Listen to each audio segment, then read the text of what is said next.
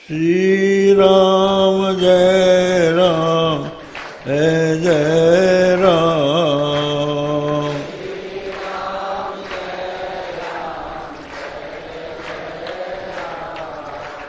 श्री राम जय राम जय जय राम।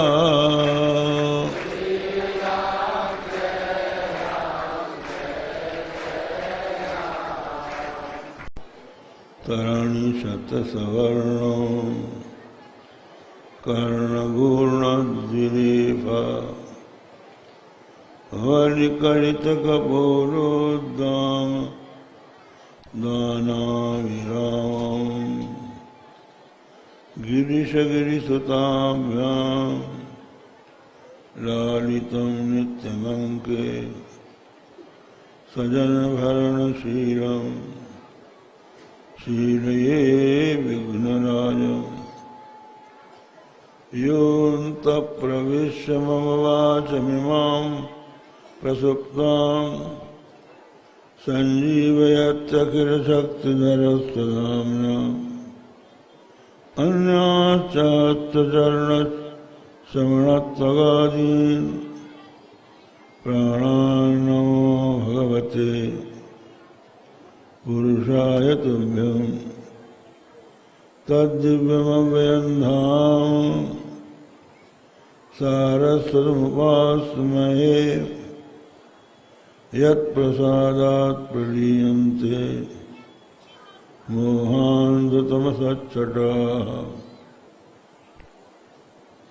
श्रीराम जय राम जय जय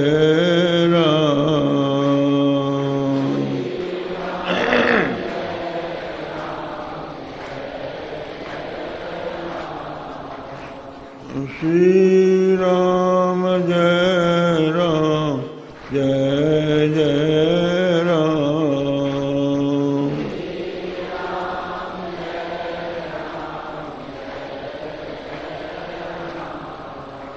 श्री राम जय राम जय जय राम।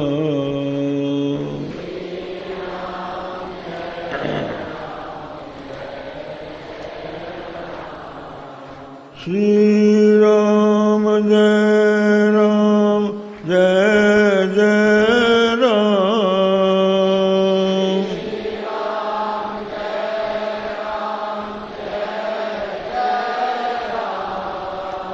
श्री राम जय राम जय जय राम।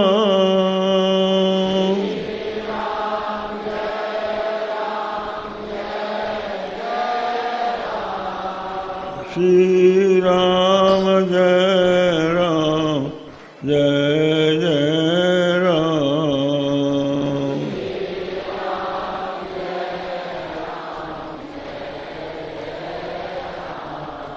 श्री राम जय राम जय जय राम।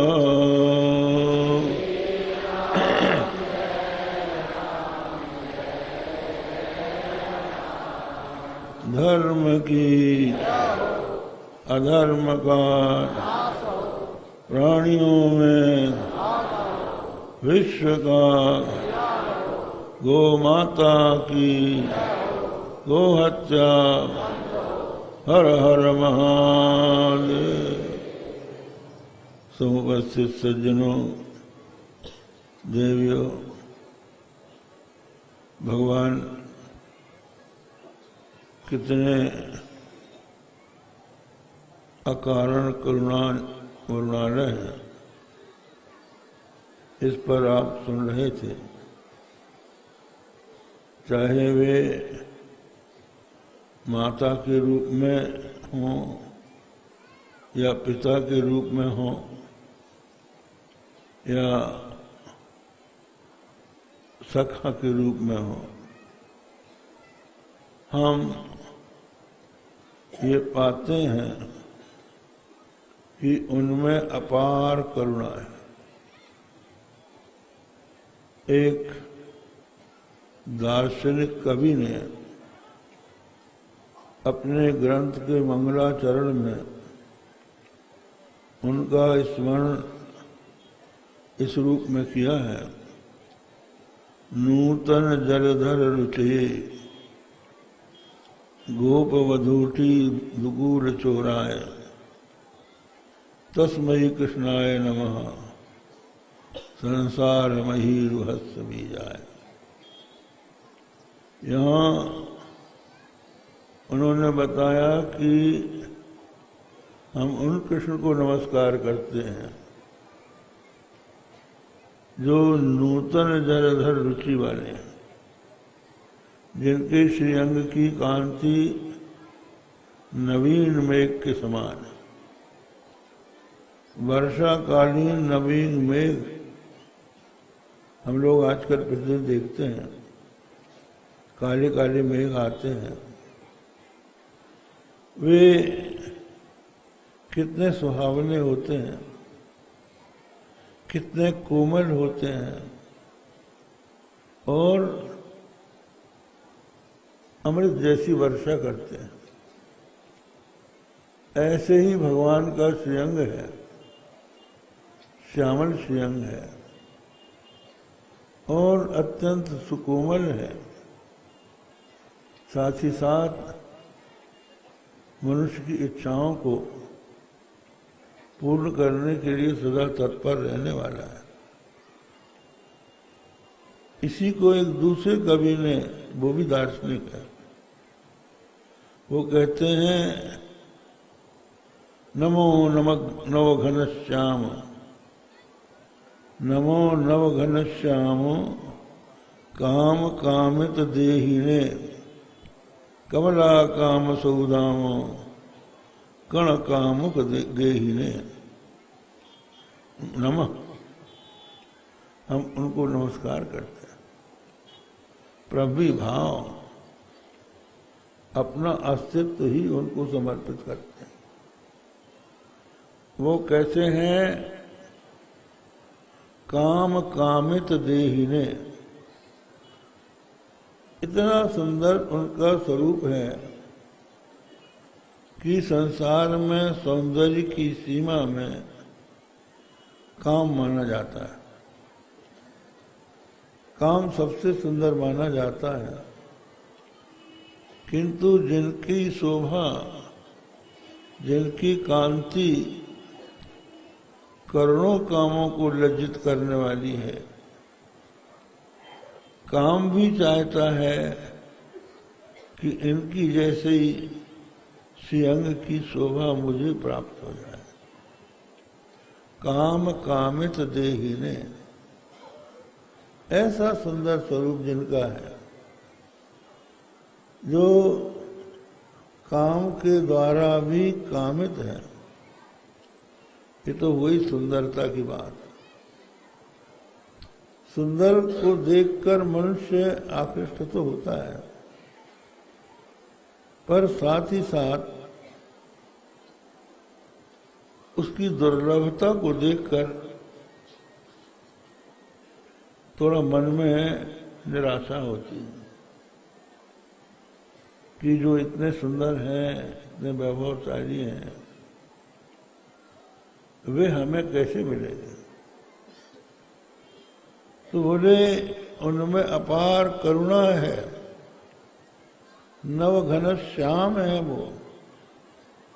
जैसे नवघन वर्षा करता है, वो जल की वर्षा करता है। ये जो नवघन श्याम श्री कृष्ण है, ये करुणा रूपी अमृत की वर्षा करता है, कारुण्यामृत वर्षी है, करुणा की वर्षा करता है। दीनहीन, असहाय, शरणागत जो भी आता है, सबके ऊपर करुणा करते हैं। श्री नवघना श्याम काम कामित देहिने। फिर उनके स्वभाव की बात आती है। कमला कांत सौदाम कण कामुक गेहिने।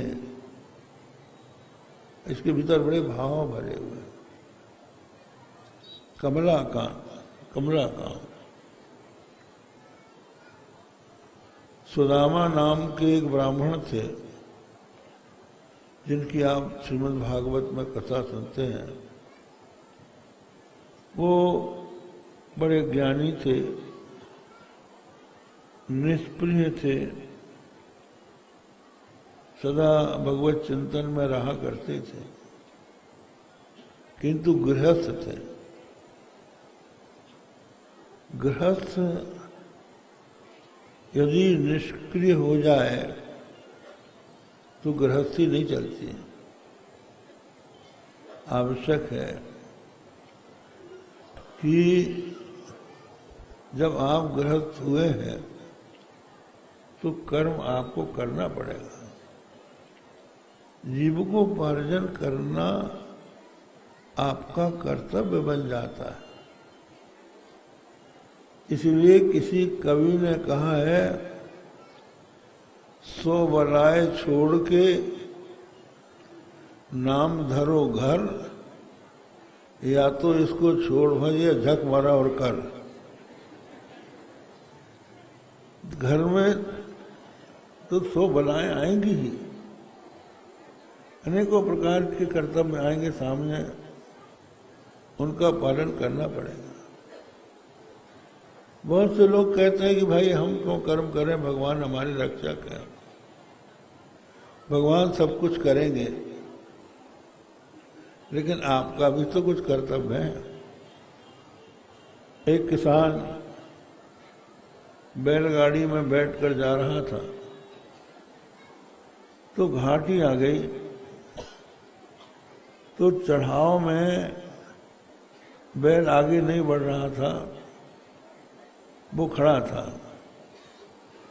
बैल खड़ा हो गया, वो हाथ जोड़ के कहने लगा, हे भगवान, हमारी गाड़ी को घाटी के पार कर दो। और भाई ये बार बार यही कह रहा था। एक महात्मा मिले, उन्होंने कहा, भाई क्यों खड़े हो? बोले, ये बैल खड़े हो गए हैं, हम भगवान से प्रार्थना करते हैं कि बैल चल जाए और हमारी गाड़ी घाटी के उस पार पहुंच जाए। तो उन्होंने कहा, अरे भाई, टिटकारी भी तो मार, ऐसे ही क्यों खड़ा है? टिटकारी मारेगा तो बैल चलेंगे। तो इसलिए भगवान ने ये कहा कि जो जिस वर्ण का है, जिस आश्रम का है, उसको उसके कर्तव्य का पालन करना चाहिए। अर्जुन भी तो यही कह रहा था कि हम युद्ध नहीं करेंगे, संन्यास ले लेंगे, भिक्षा मांग के जीवन निर्वाह करेंगे, स्वजनों का वध क्यों करें?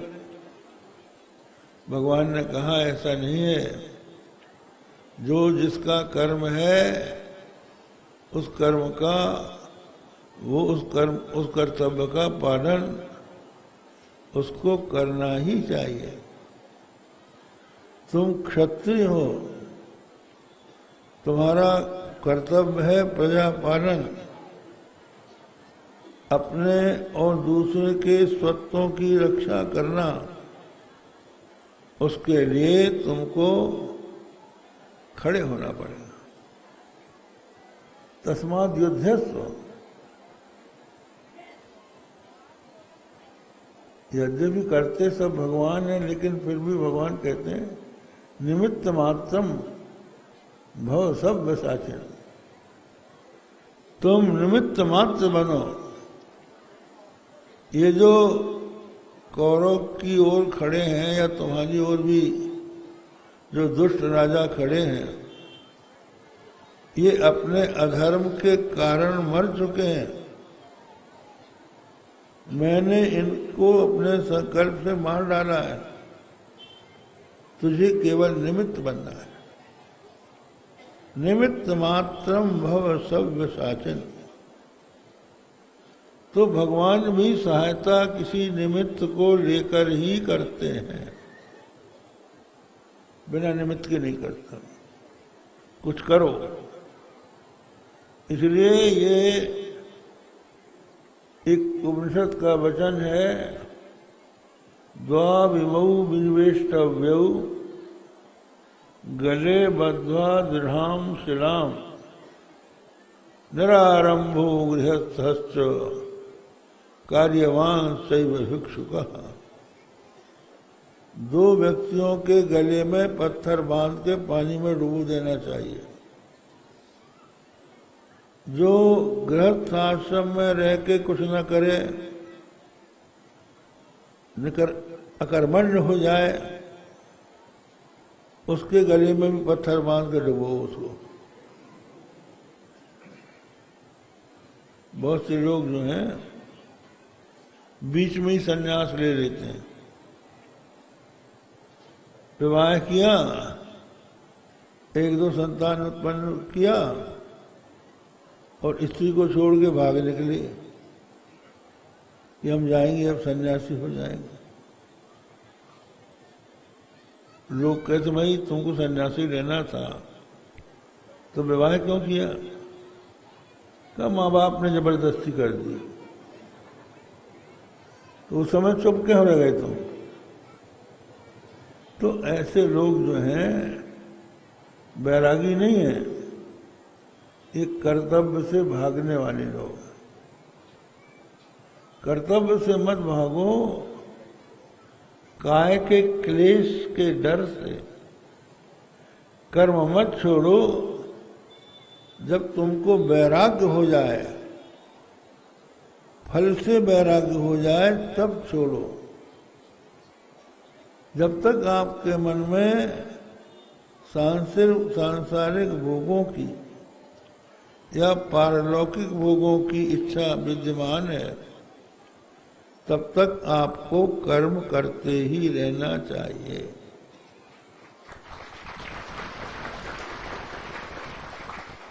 किसी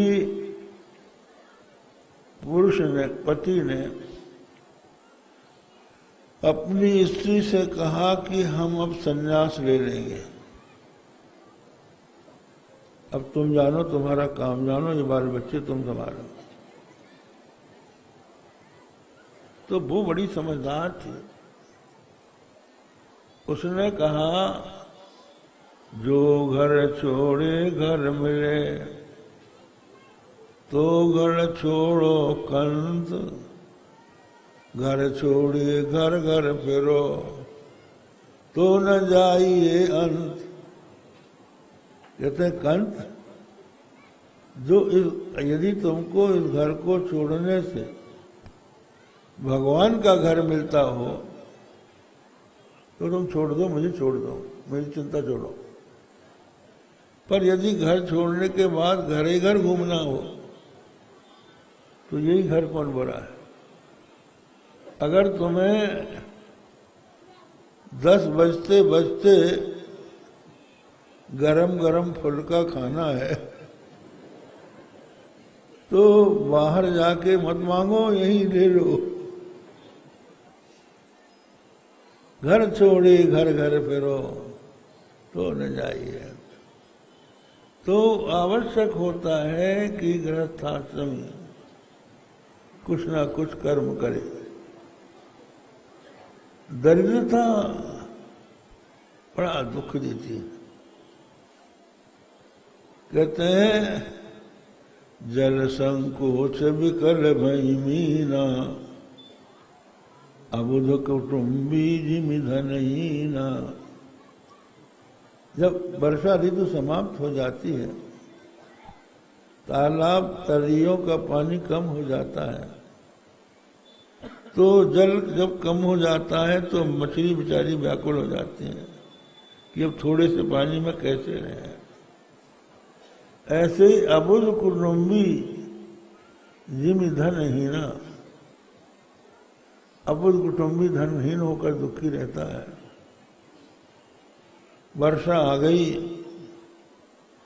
हवा के झोंके से, आंधी से कपड़े उलट पुलट हो गए, पानी गिर रहा है, कभी खाट इधर कर रहे हैं, कभी उधर कर रहे हैं,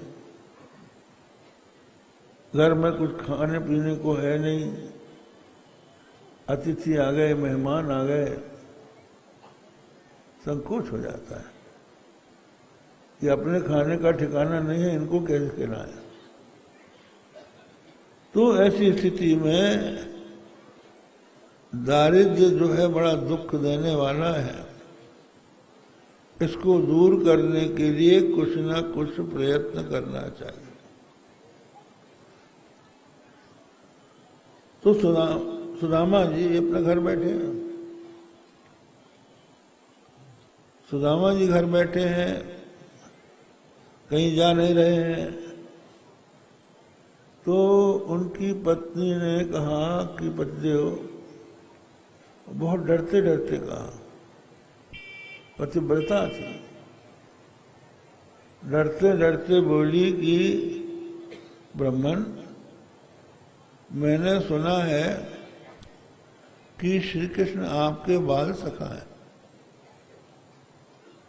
और इस समय वो द्वारकाधीश हो गए हैं,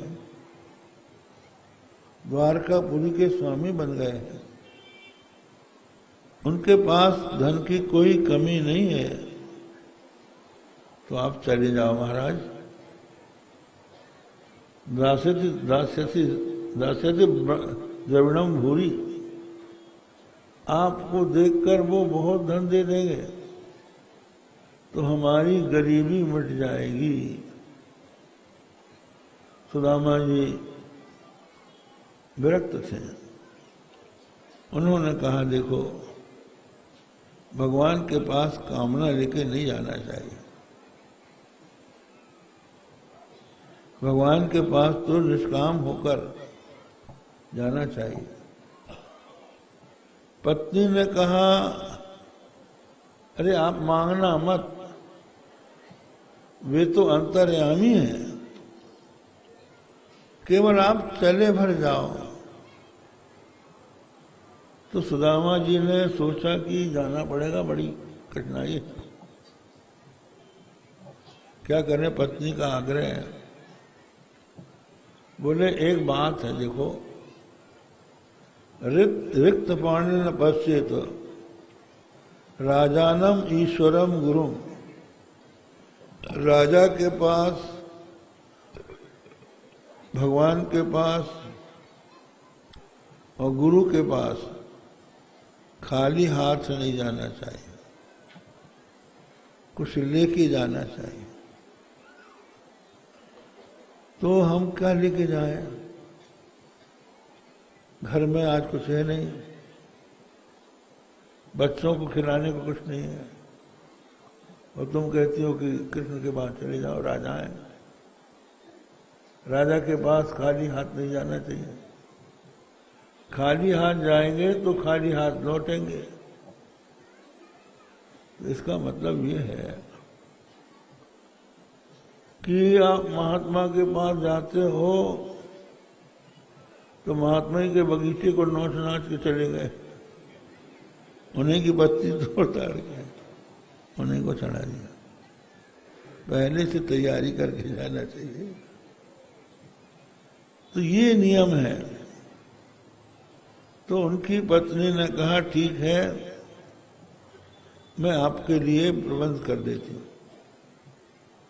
तो वो पड़ोसियों के यहाँ गई और 4 मुट्ठी चिवड़ा, पथुक, तंदुल वो लेके आई मांग कर। जब हरी धान होती है तो उसको भूंज कर कूट देने से जो लाई सी निकलती है वो चिवड़ा कहलाता है। तो वो पथुक तंदुल 4 मुट्ठी उसको भिक्षा में मिल गए। तो उन 4 मुट्ठी चावलों को, चूड़ों को और बांधे किसमें? अपनी मैली कुचैली साड़ी का टुकड़ा फाड़ा और उसी में उनको बांध दिया। कहा जाइए और अपने मित्र वासुदेव को ये भेंट कर दीजिए मेरी तरफ। सुदामा जी गए। ये पोरबंदर है वो सुदामापुरी है, वहां से द्वारका ज्यादा दूर नहीं है। पैदल पैदल वहां पहुंचे तो वहां जाकर उन्होंने द्वारपालों को देखा। वो खड़े हैं और इंद्र चंद्र वरुण कुबेर यम बड़े बड़े देवता, बड़े बड़े राजा महाराजा दरवाजे पे खड़े हैं भगवान वासुदेव से भेंट करने के लिए। पहरेदारों से आज्ञा मांग रहे हैं और वो कहते हैं कि अभी समय नहीं है, अभी भगवान नहीं मिलेंगे, आप रहिए, चुपचाप रहिए। उन्हीं लोगों की भीड़ में ये गरीब ब्राह्मण पहुंचता है और द्वारपालों से कहता है कि द्वारपाल, मेरा भी संदेश भगवान वासुदेव को सुना दो, मैं उनका मित्र सुदामा। मित्र? तेरी शक्ल द्वारकाधीश का मित्र, जिसके शरीर की धोती भी फटी है, मिर्जई भी फटी है और पगड़ी भी फटी है, पैर में जूती नहीं है, पेट पीठ में सट रहा है, हड्डी हड्डी दिख रही है, खड़े का हम मित्र हैं। आए मित्र कैसे हो सकता है? तो विचार किया द्वारपाल ने, भगवान के द्वारपाल भगवान के स्वभाव से परिचित होते हैं। उन्होंने कहा हाँ, इनके मित्र ऐसे ही होते हैं। अकिंचन जन प्रिय, जो अकिंचन जन है वही भगवान को प्यारे होते हैं। जिनके पास कुछ नहीं है उनके सर्वस्व भगवान होते हैं। तो उन्होंने कहा पहले कौन है? कहा सुदामा ने। तो कहा तुम यहाँ लाने की बात करते हो, हम खुद चलते हैं। भगवान झटपट गए और सुदामा को अपने गले लगाया, हाथ पकड़ के सबके सामने से सुदामा को महल में ले गए। जिस पलंग पर रुक्मिणी बैठती थी उसमें उनको बैठा दिया। उनके चरण धोने के लिए थार और जल से भरा लोटा रुक्मिणी से मंगाया। आप देखिए, जिस रुक्मिणी के, जो लक्ष्मी का अवतार है, इनके कोप के कारण ये ब्राह्मण दरिद्र था। अगर इनकी कृपा हो जाती तो ये गरीब क्यों होता? किंतु जब भगवान की शरण में आया, वो लक्ष्मी भी उस ब्राह्मण की सेवा में लग गई। सोने के थार में सुदामा के पैर पड़े और भगवान ने सुदामा के चरण पानी से नहीं, अपनी आंखों के आंसुओं से धोए। पानी परात को हाथ छुओ नहीं, नैनन के जल सो पग धोए। हाय महा दुख पायो सखा, तुम आए इते न खिते न कोई। तो भगवान ने सुदामा जी की इतनी सेवा की, इतना स्वागत किया, उत्तम उत्तम भोजन कराया। सुदामा जी सोचने लगे कि किसी और महात्मा के भोरे सेवा कर रहे हैं। इनको शायद पता नहीं है कि हम वही सुदामा है, नहीं तो इतना स्वागत न करते।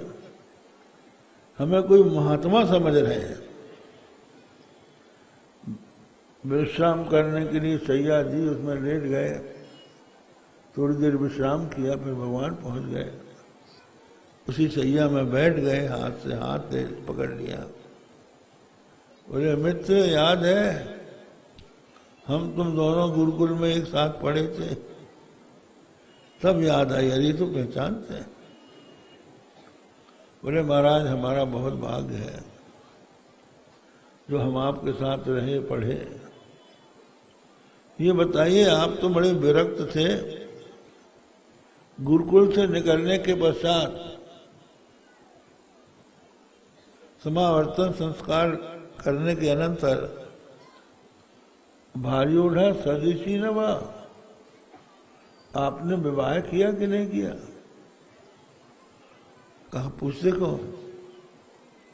बोले आप विरक्त थे, शायद न पड़े हो झंझट में। और कभी कभी लोग संग्रह के लिए ये करते भी हैं, तो शायद संसार को शिक्षा देने के लिए आपने गृहस्थी स्वीकार की हो, आंख नीची कर लिए। अच्छा, विवाह हो चुका है। तो ये बताइए, जब आप यहाँ आ रहे थे, अंतर्यामी सब जानते हैं, हमारी भाभी ने कुछ भेंट दी है कि नहीं दी है? तो सुदामा जी ने अपनी कांख और दबाई कि इनके सामने ये मैली कपड़े की पोटली कैसे खोलूं। तो उसका छोर भगवान की नजर में आ गया। उन्होंने छोर पकड़ के खींचा और कहने लगे, मित्र, तुम्हारी चोरी की पुरानी आदत अभी भी नहीं गई।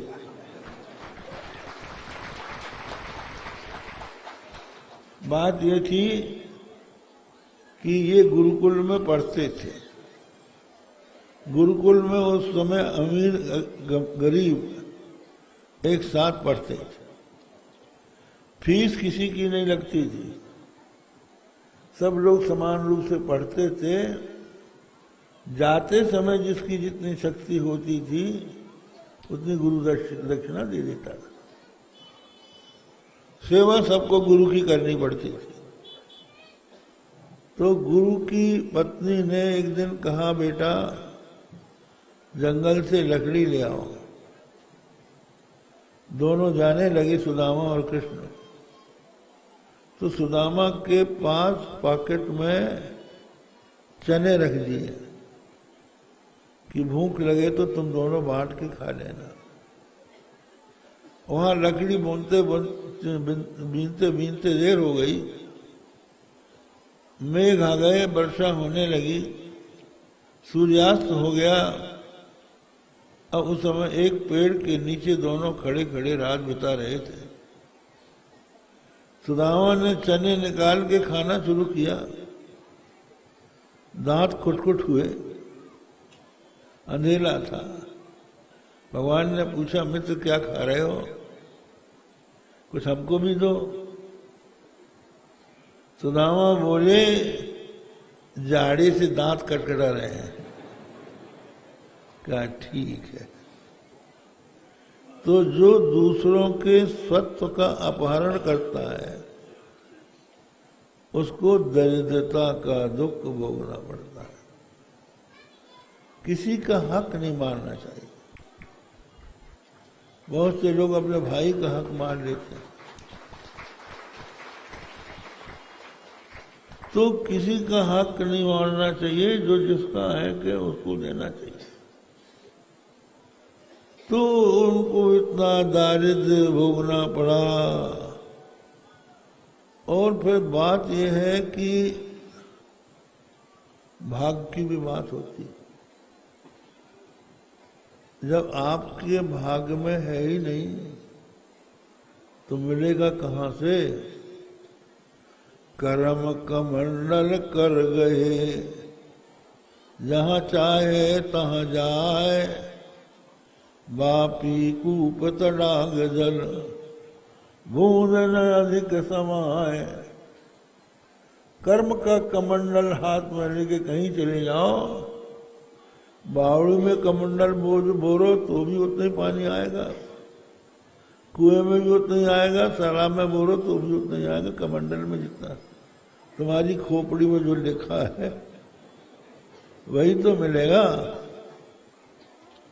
कहीं चले जाओ तो कर्म के कमंडल के कारण भी दुख भोगते हैं। और कर्म जो है कोई बाहर की चीज नहीं, अपने ही पहले जन्म के या इस जन्म के किए हुए कर्म प्रारब्ध बन जाते हैं। जिन कर्मों को भोगने के लिए ईश्वर का संकल्प जुड़ जाता है, जिनका भोग प्रारंभ हो गया, उनको प्रारब्ध कहते हैं।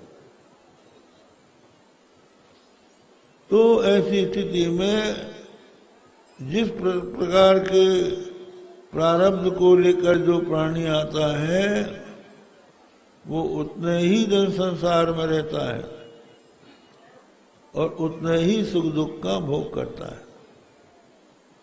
तो अब कुछ था ही नहीं। और भगवान ने सोचा कि कर्म का नियम बदलना भी ठीक नहीं है। कर्म प्रधान विश्व करी राखा, और जो जस करई सो तस फल चाखा। सारे विश्व को भगवान ने कर्म प्रधान बना के रखा। जैसी करनी वैसी भरनी, जो जस करे तो तस फल चाखा। तो इन्होंने पैसा कर्म नहीं किया था कि इनको धन मिले, तो उन्होंने सोचा कि इसका प्रारब्ध बदलो। प्रारब्ध बदलने के लिए इससे दान कराओ। इसलिए भगवान ने सुदामा की पत्नी के दिए हुए चूड़े को खाना चाहा। कमला काम सुदाम कण। कमला माने धन की इच्छा के लिए जो सुदामा की स्त्री ने चिवड़े दिए थे, उनके भगवान कामुक बन गए। कण कामुक दे ही ने, उन कणों की इच्छा वाले। और दूसरा ये है कमला काम सौदाम कण कामुक दे ही ने। भगवान जो है कमला के भी अभीष्ट हैं। कमला को भगवान नहीं चाहते, लेकिन कमला ने उनको वर्ण कर लिया है। ये कथा आती है समुद्र मंथन की। जब समुद्र मंथन हुआ तो 14 रत्न निकले। उन 14 रत्नों में तथा प्रादुर्भूत साक्षात श्री रमा भगवत परा लक्ष्मी का प्रादुर्भाव हुआ। जब 14 रत्नों में से लक्ष्मी का प्रादुर्भाव हुआ समुद्र मंथन से, तो सब ने उसकी इच्छा की सब मिल जाए। लक्ष्मी के लिए कौन हाथ नहीं पसारेगा। सबने सब चाहा कि हमको ये मिल जाए, ये हमारी पत्नी बन जाए। भगवान ने कहा भाई बैठ जाओ लाइन से, और लक्ष्मी के हाथ में दी जयमाला। जिसके गले में डाल दे उसकी हो जाएगी। तो चली लक्ष्मी स्वयंवरा। तो बड़े बड़े महान मिले लेकिन दूसरों के अधीन थे, कोई तपस्वी थे लेकिन क्रोधी थे, सब में कोई न कोई दोष दिखाई पड़ा।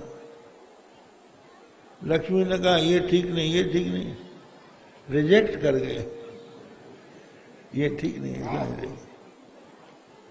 अब जो भगवान श्रीमन नारायण थे, विष्णु थे, वो कमला को नहीं चाहते थे, कमला को वो नहीं चाहते थे, लेकिन कमला ने, लक्ष्मी ने जबरदस्ती उनके गले में जयमाला डाल दी, उनकी हो गई।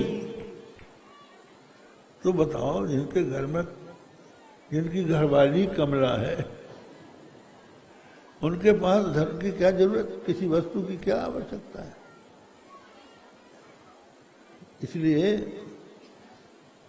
भक्त कहता है कि महाराज हम क्या आपको दें, कौन सी वस्तु है जो आपको दें। रत्नाकर तव गृहे गृहिणी च पद्मा किंदेयमस्ति भवते जगदीश्वराय। प्रभु, एक भक्त ने भगवान की पूजा की, 5000 के आचमनी सब उपचार चढ़ाए। अब दक्षिणा का मौका आया, बिना दक्षिणा के पूजा अधूरी रहती है। तो अब सोचने लगा भक्त कि इनको हम दक्षिणा में क्या चढ़ाएं। मन में है रत्न चढ़ा दें, हीरा मोती पन्ना, कोई ना कुछ चढ़ा दे। बोले रत्नाकर तव गृहम, जिससे समुद्र में आप रहते हैं भगवान, वो तो रत्नों का आकर है। आपके यहाँ रत्नों की कमी क्या है जो हमको हम चढ़ा रत्न। और अगर हम आपको सोना चांदी चढ़ाएं तो गृहिणी च पद्मा, जो समस्त ऐश्वर्यों की अधिष्ठात्री लक्ष्मी है, वो आपकी घरवाली है। धन की आपको क्या कमी है। तो हम आपको क्या दें। कहा, और फिर जगदीश्वर आए, जगत के ईश्वर तो आप ही हो, तो जितनी भी चीजें सब जगत के भीतर हैं, आप उसके ईश्वर स्वयं हो। अब आपकी वस्तु आप ही को दें, ये धृष्टता नहीं होगी। हाँ, एक चीज है, गोपाल वाम नयना हृत मानसाय। आपके पास एक चीज की कमी है, आपके पास मन था, उस मन को गोपांगनाओं ने चुरा लिया है। किसी गोपी के अंचल को कृष्ण ने पकड़ा, खींचा,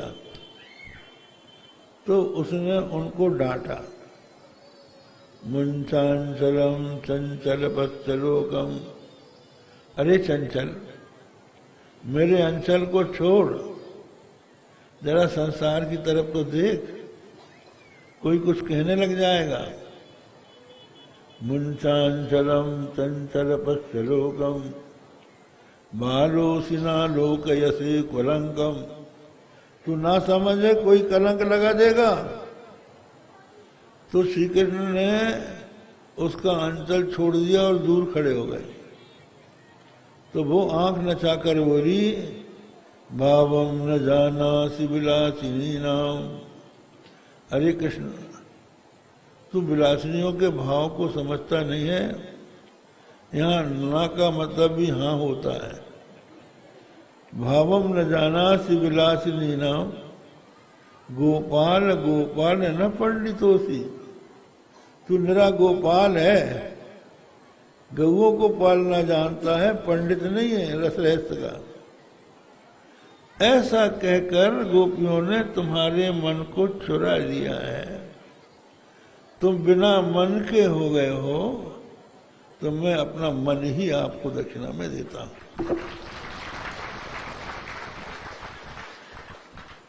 रत्नाकरस्तव गृहं गृहिणी च पद्मा किन्देयमस्ति भवते जगदीश्वराय गोपाल वामनयनामृतमानसाय दत्तं मया मम मनः कृपया गृहाण। तो भगवान श्री कृष्ण रुक्मिणी लक्ष्मी जी का ही अवतार है। लक्ष्मी उनकी पत्नी है, तो जिनकी लक्ष्मी पत्नी हो उनको किसी वस्तु की इच्छा क्यों होगी?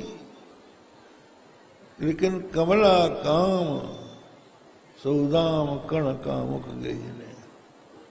कमला के द्वारा जो कामित स्वामी कृष्ण है, वे सुदामा के कण के कामुक बन रहे हैं।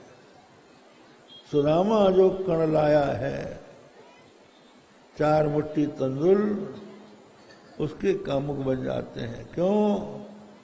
क्योंकि उसको खाकर सुदामा का प्रारब्ध पलटना है। क्योंकि दान से मनुष्य को धन मिलता है और दान सत्पात्र को दिया जाता है, और सत्पात्र में सबसे बड़ा पात्र भगवान होते हैं। तो बोले भगवान ने मन ने सोचा कि इसका दान मैं ही जब स्वीकार कर लूंगा तो इसका दान कई गुना हो जाएगा। इसलिए कमला दाम सौदाम कर्ण कामुक गेही ने गेही बताया। गेही बताने का अभिप्राय है कि गेही जो होता है गृहस्थाश्रमी, उसका कर्तव्य होता है कि जो घर में आए उसका सत्कार करे। अतिथि सत्कार गृहस्थाश्रमी का कर्तव्य। जैसे सभी पशु पक्षी मनुष्य वृक्ष की छाया में विश्राम लेते हैं, उसी प्रकार ब्रह्मचारी गृहस्थ वानप्रस्थ सन्यासी सब गृहस्थाश्रम, ब्रह्मचारी वानप्रस्थ सन्यासी अतिथि अभ्यागत सब गृहस्थाश्रमी के यहाँ जाते हैं। तो उसका कर्तव्य होता है अतिथि सत्कार करना। कहते हैं तृणानि भूमिरुदकम वाक् चतुर्थी च शून्यता एतान्न विगृहस्थस्य नरिच्यन्ते कदाचन। अपने घर में कोई आ जाए, बैठाने के लिए कोई गलीचा कंबल न हो, अरे पुआल बिछा दो, तृणानी चटाई बिछा दो, वो भी ना हो तो जमीन बता दो यहां बैठ जाओ, एक लोटा पानी दे दो। अपने यहाँ ये नियम है, जब अपने यहाँ कोई अतिथि आता है, रिश्तेदार आता है, तो सबसे पहले एक लोटा पानी भर के उसके सामने रखते हैं। इसलिए रखते हैं कि अतिथि अग्नि है, ये हमारे पुण्य को जलाने वाला है, तो अग्नि की शांति जल से होती है, इसलिए जल दिया जाता है। इसलिए लोग कहते हैं भाई हम उसके घर गए, उसने लोटा भर पानी को भी नहीं पूछा। ये गृहस्थ आश्रमी का कर्तव्य होता है। उदकम का पानी भी ना हो तो क्या करें। वाक चतुर्थी वाक चतुर्थी, हाँ शून्यता, वाक चतुर्थी का शून्यता, कोमल वाणी बोल दो, प्यार से बोल दो, ये तो गृहस्थ आश्रम के यहाँ हो ही सकता है। तो भगवान श्री कृष्ण गेही हैं, गृहस्थ आश्रमी हैं, और सुदामा उनका अतिथि है। इसलिए उसके कणों को लेकर उसको फिर 2 मुट्ठी के बदले 2 लोक की संपदा देने वाले। नमो नव घनश्याम काम कामित देहिने कमला काम सौदाम कण कामुक देहिने। श्री राम जय राम जय जय राम।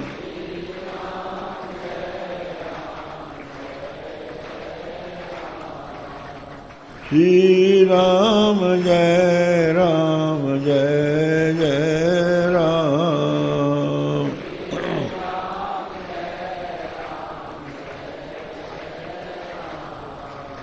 श्री राम जय राम जय जय राम।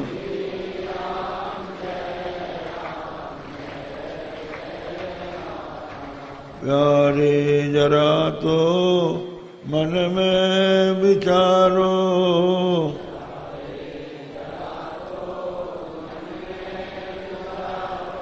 क्या साथ लाए अधूरे चलोगे।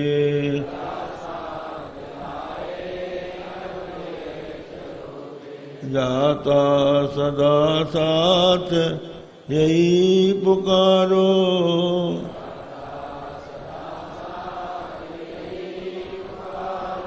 गोविंद दामोदर माधवेति।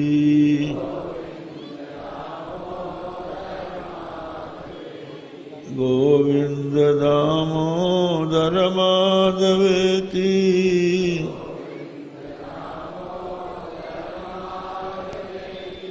हे कृष्ण हे यादव हे सखेति।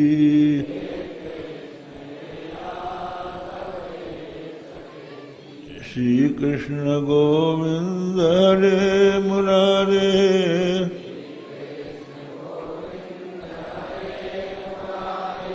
हे नाथ नारायण वासुदेव।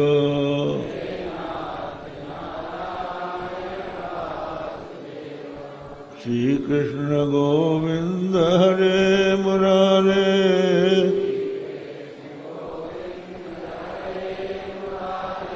हे नाथ नारायण वासुदेव।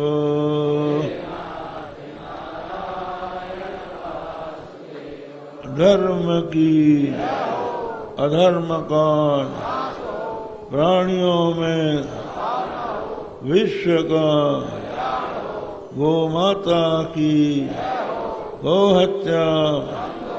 हर हर महादेव।